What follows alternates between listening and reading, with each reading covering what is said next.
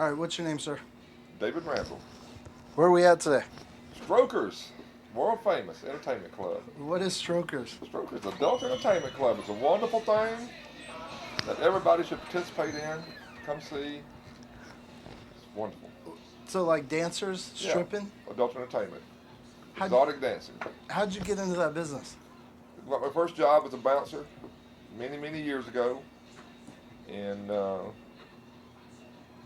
been in and out of the business off and on for 34 years. And finally, about 17 years ago, decided to get back into business and been doing it ever since. And so this is where you are for most of your, this is what you do. This is what I do. And where do you live? I live like a mile from here in Stone Mountain. Stone Mountain, Georgia. Yeah. I like that name. Yeah. Now, how long have you been arm wrestling? Started it in November of 1984. You remember the date. What was your first tournament?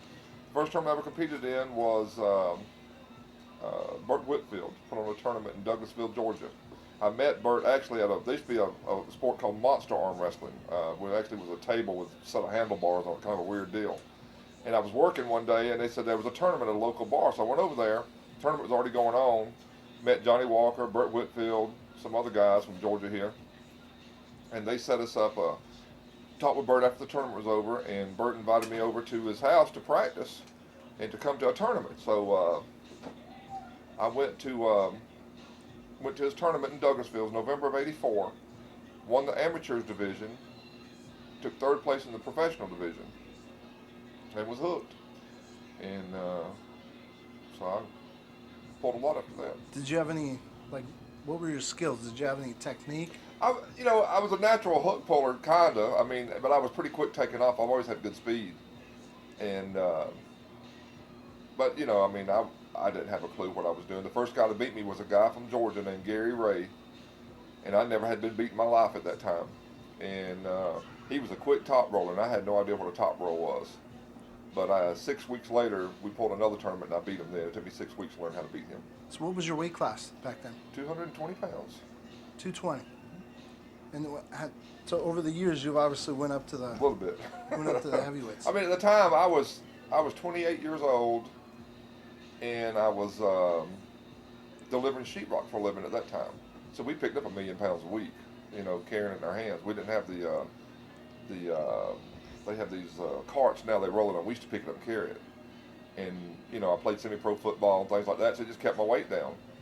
And then, finally I got where I had to lose weight to make 220s. That's why I'll go 242s. And I finally got, the last 242 tournament I ever pulled was in Albany, New York. First time I ever pulled Jerry Cataract. I had to lose like 10 pounds to make that class. And that was the last year I pulled 242s. And what year was that? I don't even remember. How do you do against Jerry Cataract? I beat him the first match. He came back in the finals and beat me twice. And then we didn't pull again till the Harley pull, the first Harley pull they had. And I won the heavyweights, super heavyweights. I think he won the class under me. I beat him that day in the overalls. And then we pulled again at the Nationals in Atlanta in 2001, I believe it was. And I beat him there. Now, so you've been arm wrestling since 1984, so that's over 20, just about 25 years. Yeah, 25 years. Now, did you ever take the sport seriously? Were you trained and Yeah, traveled a lot? yeah. When I first started, I used to pull with Burt on Wednesday nights. Used to drive 42 miles to Burt's house on Wednesday nights. And then on Sundays, used to go to Covington to a group out there headed up by a guy named Robert Webb. Used to go pull with them on Sunday. So, I pulled twice a week. The delivering sheetrock at the time, actually, like Thursday morning, your arm would be tight. That sheetrock straighten your arm right back out. So by Friday, I was okay. I had good endurance and everything back then. So how many tournaments would you hit? There was a lot of tournaments back then. I used to go to a lot of tournaments. Did you fly to tournaments or just drive to tournaments? We drove most of the time. Very seldom did we fly. What was the first big tournament you were ever in? Well, my first nationals was in Jacksonville, Florida. I got to see all these people I'd heard about for years, and took second to John Brezink. John Brezink was in my class that day, and I slowed John down, and I got more praise, I think, for that day of slowing John down then, because he was just killing everybody. John Brezink was at a Nationals? In Jacksonville, Florida, in '86, I believe it was. And how did he feel? Oh, for you? Shit. He's always been a beast. He beat me pretty fast the first match, so I tried to top roll him. And then I worked my way back through the brackets, and in the finals, I decided, well, I couldn't top roll him, so when he came out on me, I just shot forward and hooked him, and he went a little bit past his arm just for a second. He was no danger, but he had to adjust. So I did stop him, and everybody was, it was funny. Everybody come up patting me on the back because I had slowed him down in my first nationals, and nobody really said shit to him about winning. So I was like, it's only the same right, you know. But that was my first big tournament. When did you first meet Ron Bath? Ron had, we used to have a tournament in North Georgia at Dahlonega, a little thing called the Gold Rush Days. And a lot of the local guys would go up there, but at one time it was like me, Bert, Johnny Walker, Ricky Vyers, a bunch of guys like us would go up there, and we had all won nationals and worlds by then. And Ron showed up. Ron had just moved down here from Wisconsin, and the guy that ran the tournament would let us separate each other. You know, like say if Bert and I were in the same class, so we'd have to pull each other first match. So nobody knew who Ron Bath was. Ron was pulling the under 200 class and the over 200 class. Bert was in the under 200 class. So Bert got him first in the under 200 class, and Bert was a very good puller. I mean, he was cream of the crop. And Ron pulled the supers also, so I got him in the supers. We got up there and beat Bert, and we was like, damn, who's this guy, you know? And then I beat him quick because Ron didn't really know what to do about a top roller then, and I was top rolling then. And so I beat Ron quick that day. Of course, he'd already been wore out from pulling Bert, and then Ron started coming out and practicing with us. Wow. So how many tournaments would you say you went to back then? Oh, I mean, that was always, usually you had one once a month somewhere. So there's a lot of newer guys watching this, a lot of newer guys in the sport who haven't really gotten to see that much. Excuse me just a second. Gotta work. So there's a lot of guys who haven't really seen you arm wrestle a lot lately, but I mean, you hear stories obviously about Dave Randall. What, when did you stop really going to a bunch of tournaments? You know, after probably I started slowing down around, I don't know, 2001, something like that. I went to a pretty good bit of stuff, you know, but it almost got to be redundant, you know. Same group of guys, not much new talent coming in at one time, and just, you know, after, all you can do is keep repeating yourself. You know, I mean, that's all I was doing there for a while. You know, I won the Nationals 18 times. You know, different events like that, a lot of state titles and a lot of things like that. And so you're pretty much on top. I mean, that had to be somebody else's estimation. I was doing good there for a while, yeah. How were you and John Brzezinski around that time? You know, John, I've never beat John in a competition. Never have.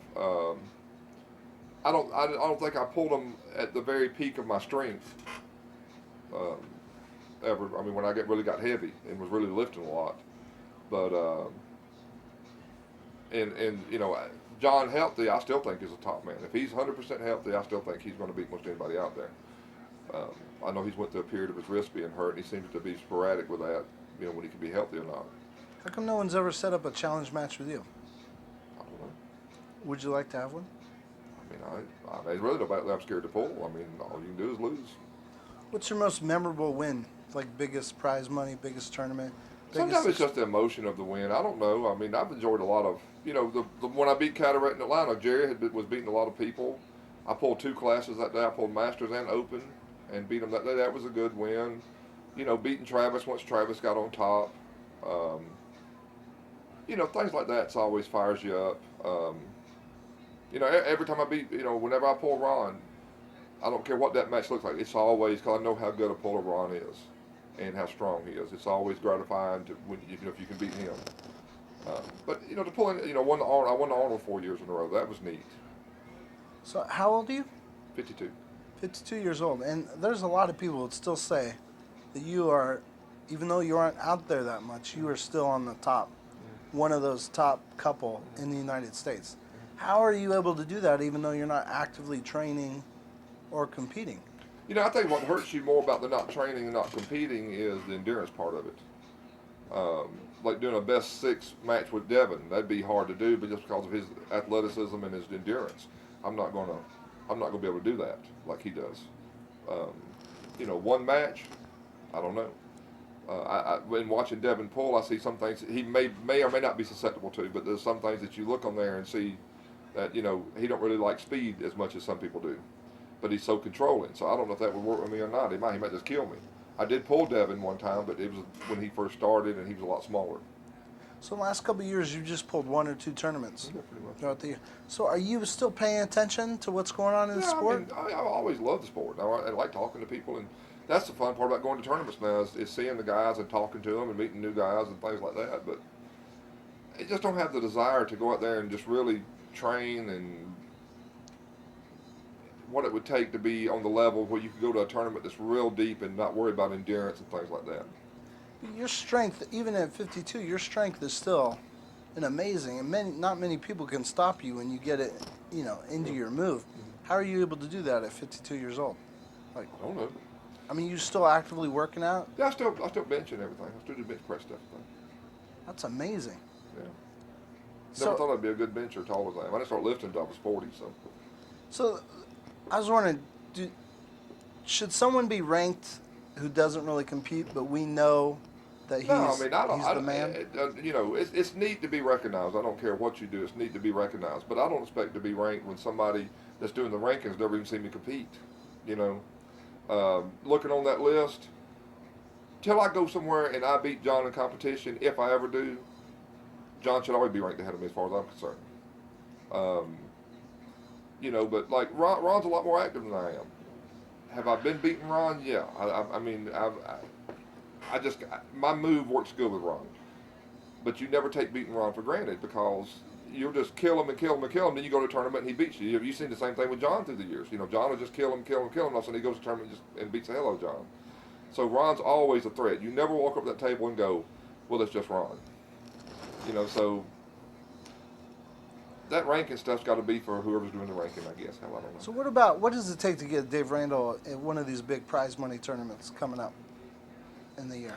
I don't know, but if I just... Because there's a lot of people want to see you against, you know, the up-and-coming you know, guys. the thing about it is, but they're not going to see me in my prime. They're not going to see, you know, I get tied up in a match, it'd probably kill me for the tournament.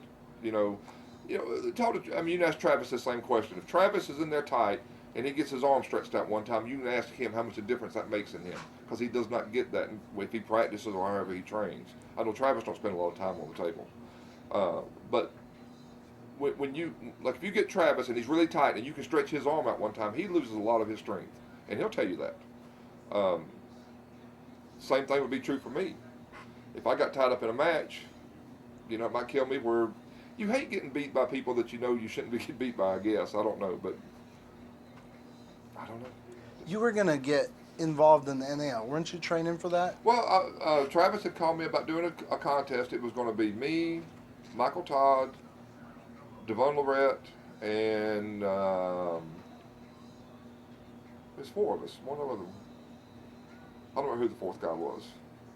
And then Ron and Jerry was going to pull, because I think Ron was the current heavyweight champion or something. And then the winner of our 4 people were going to pull the winner of the Cataract Bath match. And then it all got canceled. So were you getting excited about that? Yeah, I was training for that. Yeah. You were doing some training. So if there's a serious trained Dave Randall, what is he doing? What kind of training? How often? I really don't, you know, the bad thing about the only person I really have to pull with is Ron. In most big tournaments like that, we're going to pull against each other. So we really can't train together for that tournament. You know what I mean? So I really don't have anybody else to train with. You get where you're going to practice and you're standing there and letting everybody take off on you, and you're catching people, and then you wind up kind of losing some of your edge of speed and stuff because you really can't use it in practice.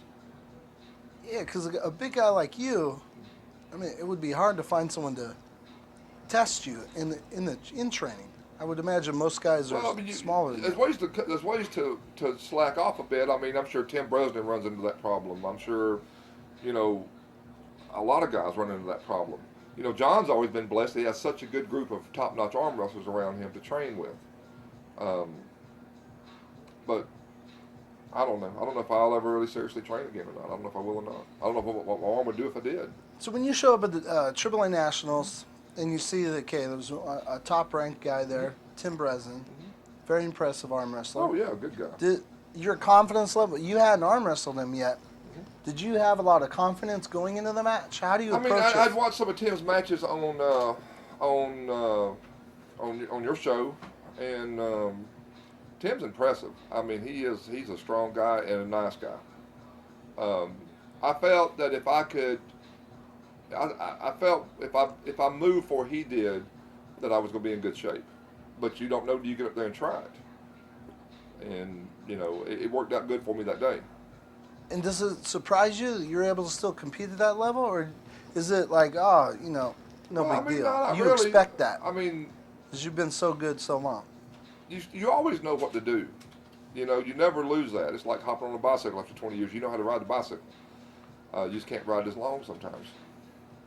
So, I mean, no, I didn't know going into the match could I beat Tim or not. I had no idea. I knew Tim was good, and if I pulled him tomorrow, would I beat him? I don't know. And after that win, how did that make you feel?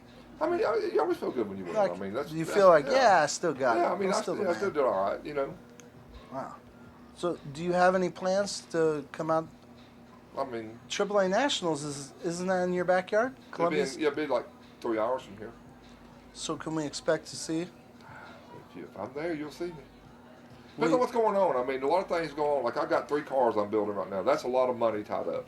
I'm trying to get 2 cars finished. I'm trying to get 2 cars finished right now. I spend a lot of time doing that. I spend a lot of time here. Got one boy in college. Got one boy through college. He's getting married in May. So, what you brought up is building cars. What do you mean? I do street cars, mostly Chrysler Hemi stuff. And I've got one more race car it'll be a street car, it'll be more of a race car. And then I've got another car that's almost like stock. I just got back to the paint shop. So you can build a car from ground up, take it apart, put it back together, make it Old race stuff, worthy? yeah. Wow. How'd you get into that? I've always done that. Always. So that if you're not here, you're building Yeah, cars. I got a shop in my backyard. I'm usually there doing that. Wow. So let me get back to this. Can I ask you a couple questions about the business of Sure. strip clubs? Yeah, Because not everyone is pro strip club. I understand. Can I understand? There's probably a certain selection of customers that pretend that they don't go to strip clubs. Oh, yeah, it's a lot. Yeah, That they do. I mean, is that normal? yeah, sure. So people don't advertise that I go to strip clubs, right? Exactly. Right. Exactly. So I see all those pictures on. How many? We What got over is- 200 girls working here, if that's what you want. I'm curious. What is the lifespan of a stripper? Like, It depends on. It what was depends the on. average It depends month? on how she approaches the business. The business can be a great experience or a bad experience, but that's up to the individual. I've had girls work for me from 18 to 42. Is it usually just an interim between careers? It can be. It can be. Is it You a look college you look at thing? today's economy. Now, people don't want to face this, but look at this. At 18 years old, you're lucky if you can get an $8 an hour job right now, right? How you gonna be out on your own $8 an hour? Gas, just a short while back was $5 a gallon. Any kind of apartment's $800 a month. Any kind of a car you buy is $15,000. Okay, how the hell you gonna do that on $8 an hour? You tell me. I don't understand can't how most happen. people do it. Okay, and most people don't do it. If they don't have a family supporting them, most of the people that complain about this business, or girls or families that complain about this business, because that family has a good support system. And I ain't saying everybody's got to do this, but you take an 18-year-old girl that can come here and make $400, $500, $600 a day in cash, and be legal, not going to jail, not breaking the law, and is in a safe place. That's more income potential than a lot of guys my age has. Yeah. So how long is this something that they do for a couple years, or is this a career? 20 years? So, Is some it girls do 6 it. That's months? where I've got a girl that's still in the business.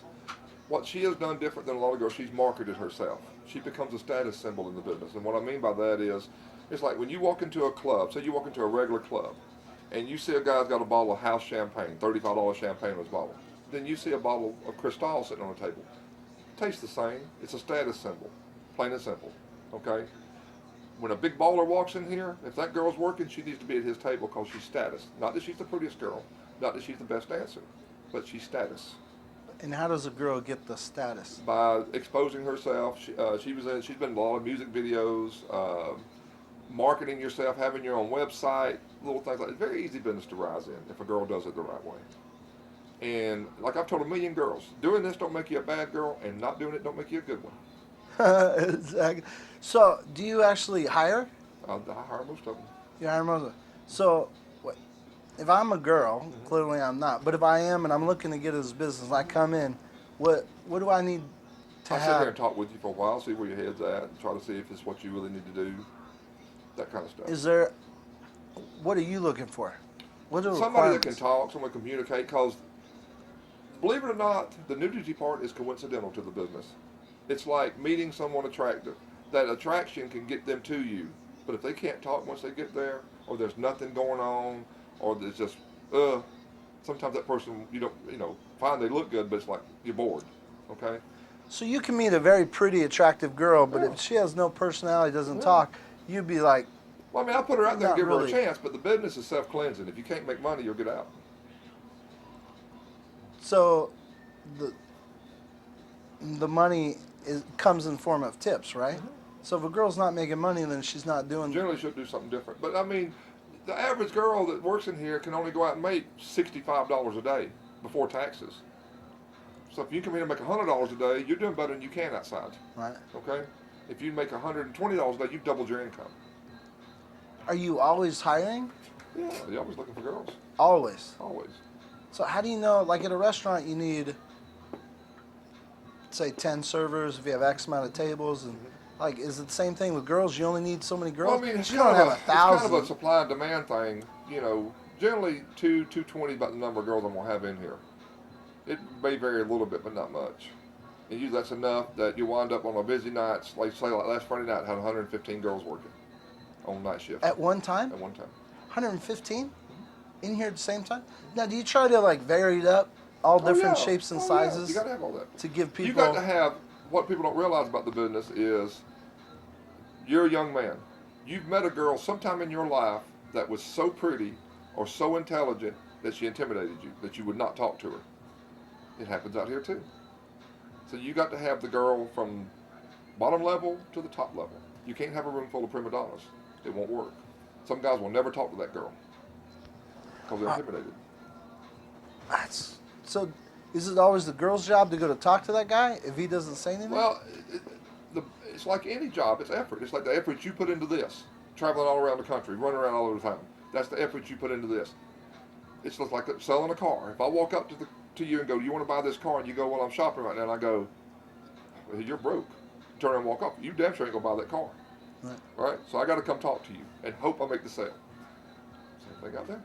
What is there such thing as a bad stripper? Oh yeah. Oh Like- Lord, yeah. Like you hire him and you're just like, Yeah. you're no good. Crazy as hell. Yeah. Oh man. Yeah, you wouldn't believe it. So then it's your job to say, Yeah. this My may dad told not us be. You got to go. Oh, that's crazy. Yeah. So you've been in this business for how many years? Well, I got my first job. I went in the Army in 1974, and I got my first job down in Columbus, Georgia, in 1970. At the end of 1974 as a bouncer, and I kind of just piddled back and forth in it through the years as I did other things. How I got back into it, I was going to this one bar. A guy I knew ran, and he said he needed some help as a bouncer. Called me one Saturday night.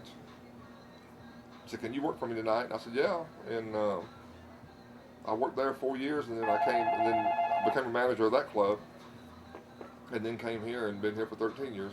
So you've probably seen all sorts of crazy stuff. Yeah, a couple times. I mean, how often do guys come in and they try to take advantage and be touching? yeah, I Because mean, they're not supposed a to lot of it touch, goes by right? reputation of the club, how you establish your club. A guy that's never been here and never heard of us may walk in and try that, but it's like anything. It's attention to detail, watching someone. If somebody knows they're being watched, very seldom they'll go do something wrong. You always have the person that's going to do it regardless. But that's just part of the bar business. And you ever have to throw them out? Yeah, sometimes, yeah. The average guy like me, we don't go around seeing naked women on a daily Oh, basis. yeah. So it's like, well, it's a little bit of a shock. Now, do you become desensitized to No. you? Like, it ain't no big deal. No, I still like it. So you don't get used to it? I mean, you get used to it to a point to business. It's like you can get objective and film a match, and then sit the camera down and go, "Damn, that was great." You know what I mean? Right. But you got to be objective while you're filming it. It's like if I have to walk in here and talk to one of these girls, I got to be objective while I'm talking to her. It's my job. But I mean, that don't mean I can't appreciate someone being pretty when they're naked. Ain't like I'm dead. Wow, that's crazy. Well, Mr. Dave Randall, thanks a lot for taking your time, letting RMTV come down and visit you a little bit. I appreciate it. So I'm just going to throw this out there. Go ahead, buddy. The 2009 AAA Nationals, I believe, are in South Carolina. Columbia, South Carolina. And I would love to, because I don't think anyone, I think you're an in. I'm going to put a challenge out there. Can anyone come in and stop this man? 'Cause I don't think they can. You know, like I said, buddy, you know, you take a guy like, let's take Travis. Travis is one of the top pullers in the world, no doubt, okay? Refereeing makes so much a difference with Travis, how good the referee can control the match. You take Carteret.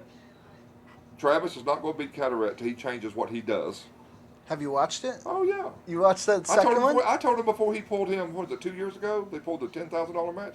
I told him, he called me on the phone. I told him before he pulled him that day, if you don't do something different, he's going to beat you again. Jerry runs the front of that pad, puts that tricep on you, and Travis has nowhere to go. His arm's too long. He has nowhere to go.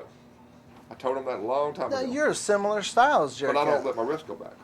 That's a whole different world. Oh, yeah, you carve it in like that. Yeah. I can't do what Jerry does. And Jerry's the perfect height. I mean, Jerry's is a big guy, but he's not that tall, so it allows him to come under a lot of tall guys. And his move, that move's hard to beat. If Jerry gets in there, it's hard to get him out of there.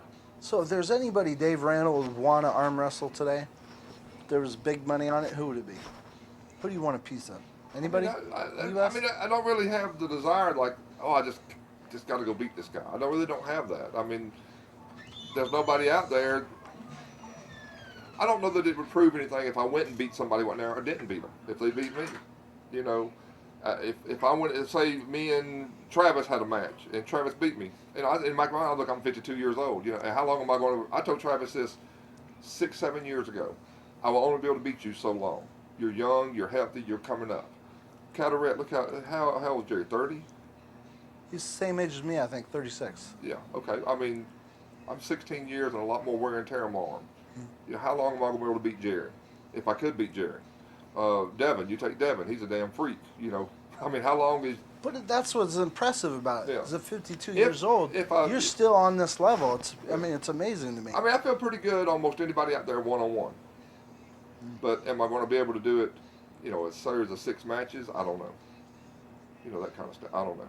Like, you know, we'd have to just see what happens. Thanks for the time, man. You're welcome, I buddy. appreciate it. Awesome. Who's that? That's my oldest son. That's Chris. Is he a model? He did some modeling photos and stuff. He's a good kid. He's getting married in May.